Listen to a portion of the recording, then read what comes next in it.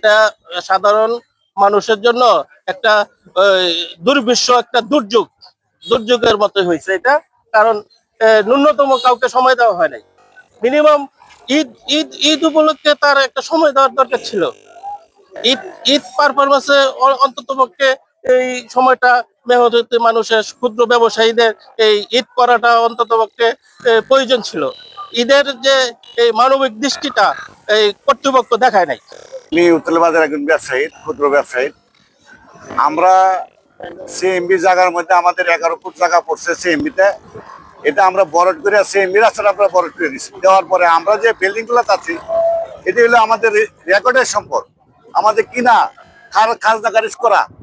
এখন যেহেতু আমরা ছাড়ে দিতে হয়, আমরা ছাড়ে দিতে রাজি আছি, কিন্তু আমাদেরকে এই সময়ের মধ্যে সামনে একটা ঈদ, আমরা এই কষ্টটা লেগে একটা কষ্ট, ঈদটা তো যাইতো পরে আমাদের কথা দিবান, তো আমরা অনেক ক্ষুদ্র ব্যবসায়ী আমরা ব্যবসা করতে পারতাম, আমরা তো ছেড়ে দিতে রাজি।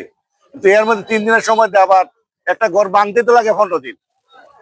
কালকে সারা রাত্র আমরা অনেক ব্যবসায়ী ঘুমা, সারা রাত ধরা থাকে, রোজা দিন রোজা রাখিয়া স্যারি খায়, রোজা রাখিয়া পরে আমরা এই কাজগুলা করছি।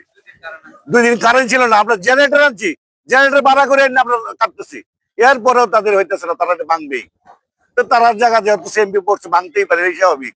কিন্তু আমাদেরকে যদি একটু সময় দিত, তাহলে আমাদের মানবতা দেয়, তাহলে আমরা একটু মানে সবচেয়ে আনন্দিত হইতাম। আমাদেরকে কয়েকদিন আগে মানে 2-3 দিন আগে সময় দিয়ে গেছে, 3 দিনের। আমরা মালিক পক্ষ আমরা আছি, তারা চিন্তা করলাম সামনে ঈদ, আচ্ছা তা আমরা সময় পার হয়ে গেল 3 দিন। আমরা এসিলেন সাহেবের কাছে গেলাম যে আমাদেরকে কটা দিন সময় দেন, অন্তত একটা সপ্তাহ সময় দেন, আচ্ছা ঈদের ভিতরে আমরা সবকিছু গেছে ভাঙি করে চলে যাই। কিন্তু না, এসিলেন সাহেব আমাদের সময় দেন। এসিলেন সাহেব বলছে এটা আমার হাতে নাই, উপর কর্মকর্তারা সব মিটিং আছে, ওখান থেকে আসলে আচ্ছা আমি চেষ্টা করবো আপনাদেরকে সময় নিয়ে দেওয়ার যদি পারি। কিন্তু না, উনি বিকালে আসে বলতেছে যে তোমরা তো দ্রুত ভাঙো, তোমরা তাড়াতাড়ি চলে যাওয়ার জন্য ব্যবস্থা করো। আমরা আজকে দিন পর্যন্ত 10টা পর্যন্ত সময় দিয়ে বলছি উনি, যদি না দিতে পারো আমরা মাল পাল ভাঙে ফালাই দিব, এরকম বলে গেছে।